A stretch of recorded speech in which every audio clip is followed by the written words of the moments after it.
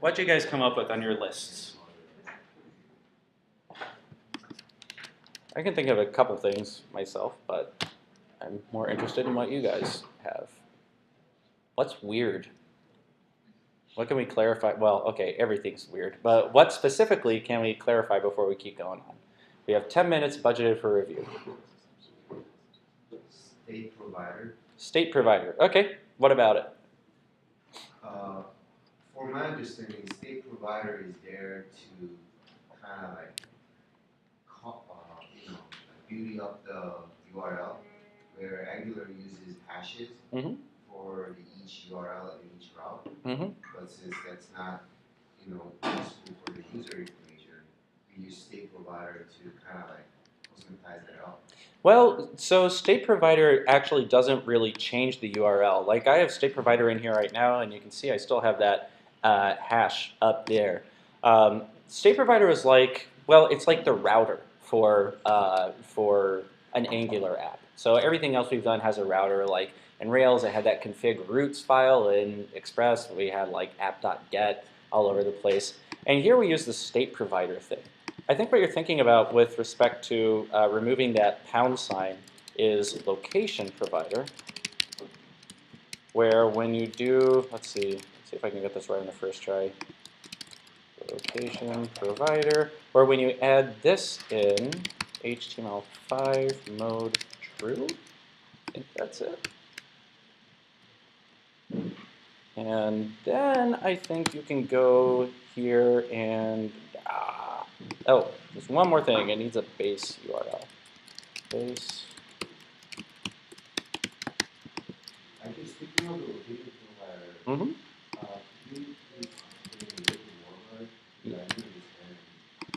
Yeah, sure. Oh, before I forget, one thing that isn't in here, or rather that is in here but is not in the code that you slacked down, it's just one thing we missed, is this H1 right here. All it does is just give you a link to the index page. So now I should be able to go here, and then there are all the grumbles. So now you can see up here, I no longer have that little hash mark up in the URL. So that's what location provider does, is it makes it so that you don't have that little hash mark up in the URL. For this class though, we're going to leave it in there. We're not going to use location provider, because if I go here and I refresh the page, I get a whole lot of nothing. And location provider is sort of a hack that works fine if you have your server set up in a certain way, but we don't have our server set up in a certain way. And so we're just not going to use it for right now. We're going to use the ugly URLs.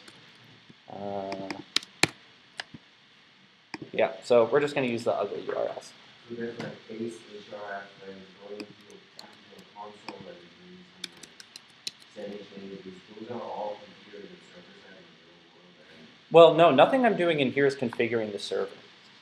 So anything we're doing on Angular, that's just front-end stuff. It doesn't configure the server at all. So it's kind of weird. Angular is sort of like, well, no, I'm not going to put it that way. But yeah, Angular is not the server. Angular doesn't have any relation to the server. It just gets a bunch of JavaScript from the server and then tries to do a whole bunch of stuff with it. So normally when you have an Angular app set up, it's going to be a single page app. And so you're going to set up your server so that if someone goes to, like if your domain is, I don't know, juan.com, that sounds nice. If anyone goes to like anything after this, then it's always going to redirect to one page. So if they go to index.html, then it'll redirect to your main page. If they go to, I don't know, potato, then it'll redirect to the same place. But with this HTTP server thing that we're using here, we haven't built in a way to do that. And so the server gets a little confused when we try to do something like /grumbles, because it thinks that it actually has like an actual file called /grumbles somewhere, and it doesn't.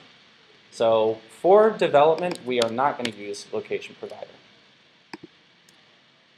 Brendan, did you have your hand up? Yeah, about the UI router. I know it's like a dependency. Yep. But I just don't know where to use it. Yeah, so like we only see UI router once here, right? So you can think of this as sort of like a way of including a library in your Angular app. So think of jQuery, for instance. jQuery is a big library that has a whole bunch of stuff inside. It has all of its AJAX functions. It has stuff like fade out and fade in. It has a whole bunch of other stuff. This is as if here you would type jQuery, and then here we would type all of the different jQuery functionalities that we want to use. So if this actually was jQuery, you wouldn't actually put jQuery up in here, but just as an example of a library, I could do something like, Ajax, fade out, fade in, blah, blah, blah. So up here, I'm saying, hey, I'm going to use jQuery. And then down here, I'm saying what specific parts of jQuery I want to use. So what's going on with UI router is that up here at the top, we're saying, hey, we want to use this UI router library. And then in here, this is a specific thing inside UI router that we want to use. Does that make sense? Yeah, it's kind of weird to me that it's sort of divvied up that way. But I think it's to make the app ultimately more efficient, because you're not always just loading everything all the time. Does that answer the question? Yeah, I can see it big. Yeah, well, and that's why we write everything out on separate lines too. Truth be told, usually your config would also be in its own file, in the same way that we have every controller off in its own file. We're just not doing that here because it's just not that long. You got it?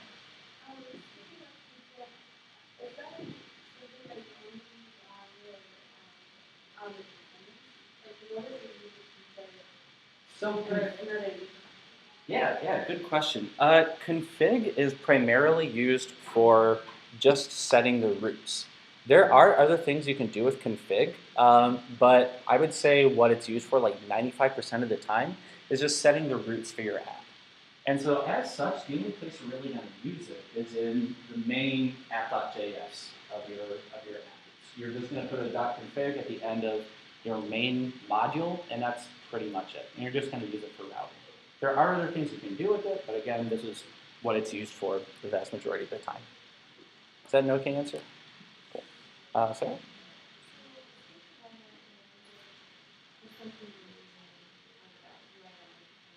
Mm-hmm.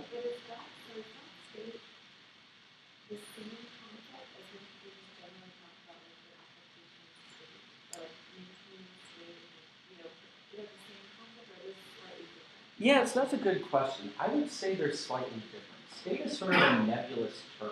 I kind of wish they didn't use state here. I wish it was like, I don't know, action or something, the way it is in Rails. But we're just using state here. And I guess it's a little bit more accurate because an action sort of implies that the server is doing something completely new. And here the server isn't doing anything new. The server, I think maybe it's making an AJAX request or something, but the server isn't serving up an entire new page. All that's going on is, well, the state of this particular index.html we're on right now is changing. I think that's why they call it state provider. Because keep in mind that, like, even if you don't see it up here, we are always on index.html. And so we're never loading an entire new view. We're just sort of changing the state of index.html right now. But state can mean a whole bunch of different things. This is just one of those things. Who else had their hands up? I feel like I saw someone over here. I have my hand up. Okay, cool. Anything else? Yeah, sure. Is the controller like a specific type of module, or is that completely different? So like this thing in here? Yeah, like is that controller, is that like a module, or that's completely different thing? So it's something attached to a module. There are a whole bunch of different things you can attach to a module. We've seen .config, .controller. I think that's pretty much all we've seen for right now. But there's also like .factory, .service, .decorator. That sounds weird. There are lots of different things that you can attach to a module. So a module is just a collection of a whole bunch of different little components. A module is going to have controllers, it's going to have factories, services, blah, blah, blah, blah. And so all of these little dot things, they're just things that are going to be attached to that particular module, included inside it. Do they have to be attached to a module? Yeah, you can't just have a controller hanging out by itself. has to be attached to the module. Tim, did you have a question? So stick provider, what makes single page application possible? Well, it's not what makes a single page application possible. It's what makes a single page application with multiple different views possible. So it's what makes it possible for an index.html to look like a whole bunch of different web pages. It's what lets it, it's what's telling the JavaScript, hey, get rid of this element, put in this other element when the URL looks like this. It's not the server doing all this stuff, it's just front-end JavaScript doing it. Brendan? Is all these scripts what's important on the index.html, the way app.js sees what are labels before they're called? Yeah, so if you look inside pretty much any one of these things, well, if you look inside here, what this does, it does a whole bunch of stuff, but the whole end result is this angular.net.js creates a global variable called Angular. And I think UI router and Angular resource are the same thing. It creates a global variable called UI router and a global variable called Angular resource. Or maybe it just attaches them to this thing. But the important thing is that this global variable has been created up here. Without all those, if you go into your app.js, I mean, here we're doing something with a global variable. If I just go in here and do something like, Brendan.say hello, it's going to throw an error because I haven't defined Brendan anywhere. So I would want to, include my Brendan library or something. So I'd get that from cloudflare/brendan.js. And what that would probably do is define a global variable called Brendan that has a whole bunch of stuff associated to it. And now my app would be like, oh, okay, I know what Brendan is. Sure, I can make him say hello. Chase. Kind of piggybacking off that, how, like in app.js, you're attaching some modules to the Brendan module, which in index aren't declared until after, or uploaded until after app. Yeah, it's weird, right? Like if you look in here, I'm first declaring app.js and then I'm declaring all of this other stuff. So what's going on there is basically the question. Yeah, how does it not like throw an error like Rumble killer or whatever module is not defined? Yeah. So Angular has sort of a, remember document ready from jQuery? And you like put everything inside document ready to make sure your JavaScript doesn't start running until everything has been loaded. You know what I'm talking about? So Angular has its own thing built in like that, where Angular is not going to actually start doing Angular stuff until the page is done loading. That is, until the document is ready. It has its own thing built in. So you can load these things out of order, and it's still going to wait for everything to be loaded before it actually starts doing stuff. So you can call some sort of module in here that hasn't been defined yet, but it's not actually running this code yet. It's going to finish loading everything, and then it's going to start executing all this stuff. Does that make sense? Cool. What else? I learned so much by talking about this stuff.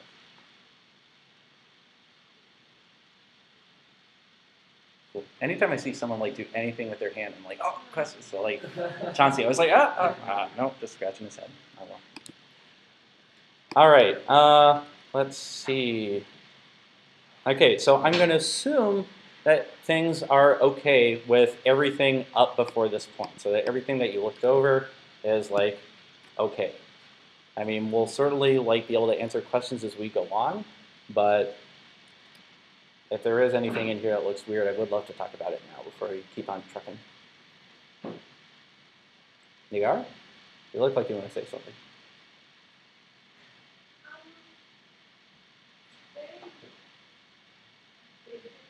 Mm-hmm.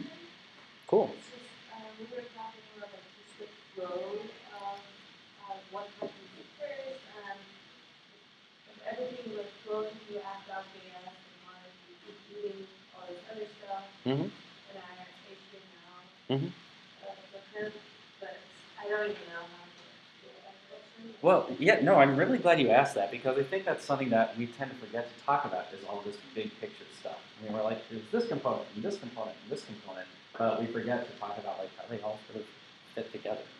So I think my understanding of Angular is that when so you have this index.html, and this is sort of like, this is like an index.js for an Express app, or the app.rb for a Sinatra app. This is sort of where everything starts. So this is where any libraries or anything you're going to be doing stuff with, it all has to get loaded in here. If I don't include this index controller JS file in here, if I don't include the script source, then it's not going to get loaded. That's because Angular isn't smart enough to know that, hey, I have this JavaScript file in here and I want you to load it, Angular. Somewhere I have to say, I have this JavaScript file, I want it to be included in my app. So I have to include this somewhere in here. And index.html is just sort of the traditional place to put it, and so we just put it in there. So the first thing that happens is Angular, well, the browser loads all of this stuff into memory. So then the browser has this Angular global variable that it can do stuff with. It's aware of all of these different libraries and everything. It has all of the pieces. Once it has all of the pieces, then it can start putting all those pieces together. So once everything is loaded, then it goes into here and it starts defining all of these different modules.